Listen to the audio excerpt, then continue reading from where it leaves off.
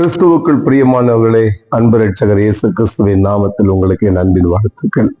சுகமா இருக்கீங்களா? உங்களுக்காக விசேஷமாய் நம்முடைய சால்வேஷன் ஃபுல் காஸ்பல் ஏஜி சபையில தினந்தோறும் ஜெபித்து வருகிறோம். ஆகவேதான் இந்த நாளிலே உங்களோடு கூட இந்த வார்த்தையின் மூலமாய் தேவன் பேசிக் கொண்டிருக்கிறார்.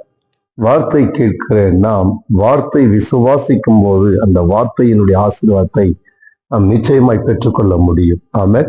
சார், இந்த நாள்ல ஆண்டவர் உங்களோடு கூட பேசுற ஒரு வார்த்தையை நான் தியானித்து உங்களுக்கு ஆய்ச்சி வைக்க வருவேன். கவனிங்க. எசேக்கியேல் 11ஆம் அதிகாரத்துல 16வது வசனத்தை நாம் வாசிக்கலாம். ஆகையால் நான் அவர்களை தூரமாக புறஜாதிகளுக்குள்ளே துரத்தி இருந்தாலும், நான் அவர்களை தேசங்களிலே சிதறடித்திருந்தாலும், நாங்கள் போன தேசங்களில் அவர்களுக்கு கொஞ்ச காலத்துக்கு பரிசுத்த ஸ்தலமாக இருப்பேன் என்று கர்த்தராகிய ஆண்டவர் உரைக்கிறார் என்று சொல்லி அடுத்த வசனத்தை வாசிப்போம். 17வது வசனம். அதெல்லாம் நான் உங்களை ஜனங்களிடத்திலிருந்து சேர்த்து நீங்கள் சிதறடிக்கப்பட்ட தேசங்களிலிருந்து உங்களை கூட்டிக் கொண்டு இஸ்ரவேல் தேசத்தை உங்களுக்கு கொடுப்பேன் என்று கர்த்தராகிய ஆண்டவர் உரைக்கிறார் என்று சொல்லு. ஆமென். அந்த கருமையான கர்த்தருடைய பிள்ளைகளே, இந்த வார்த்தை கொஞ்சம் நீங்கள் தியானித்து பார்க்க வேண்டும். இஸ்ரவேல் ஜனங்களாகிய தேவ ஜனங்கள் கர்த்தருடைய வார்த்தையின்படி நடவாமல் கர்த்தருடைய வார்த்தை கீழ்ப்படியாத நிமித்தமாய் அந்த ஜனங்களை ஆண்டவரே சிதறடித்தார் என்று வேதத்தில் பார்க்கிறோம். ஹிட்லர் காலங்களில் பார்க்கும்போது அவர்கள் உலகமெங்கும் யூதர்கள் பரவலாய் அவர்கள் பிரிந்து சென்றார்கள். பல இடங்களிலே போய் அவர்கள் வாசம் பண்ணினார்கள். ஆனால் தேவனாகிய கர்த்தர் மீண்டும் இரக்கம் பாராட்டி அதே யூதர்கள் இஸ்ரவேலின் தேவனாகிய கர்த்தரை தேடின போது மறுபடியும் தேவனாகிய கர்த்தர் இஸ்ரவேல் மக்களுக்கு மனமிறங்கி மறுபடியும் 1948ஆம் ஆண்டிலே இஸ்ரவேல் என்கிற ஒரு தேசத்தை தேவன் மறுபடியும் உருவாக்கினார். இந்த கருமையான கர்த்தருடைய பிள்ளைகளே, இன்றைக்கு நாள்ல உங்க வீட்டுல கூட, உங்க குடும்பத்துல கூட, உங்க வாழ்க்கையில கூட ஏதோ ஒரு போராட்டத்தை நிமித்தமாய், பிரச்சனை நிமித்தமாய், பாடுகள் நிமித்தமாய், உபத்திரவத்தின் நிமித்தமாய் நீங்கள் மிகுந்த கலகப்பட்டு பல இடங்களில் நீங்கள் போயிருக்கலாம். ஆனால் தேவனாகிய கர்த்தர் சொல்கிறார், உங்கள் எல்லோரையும் மறுபடியும் நான் கூட்டி சேர்ப்பேன். இஸ்ரவேல் மக்களை எவ்வாறு தேவன் கூட்டி சேர்த்தாரோ உங்கள் குடும்பங்கள் ஒருவேளை பிரிந்து போயிருக்கலாம். இதை பார்த்து கொண்டிருக்கிற அன்பு தகப்பனை தாயாரை, உங்கள் பிள்ளைகள் ஒருவேளை பிரிந்து போயிருக்கலாம்.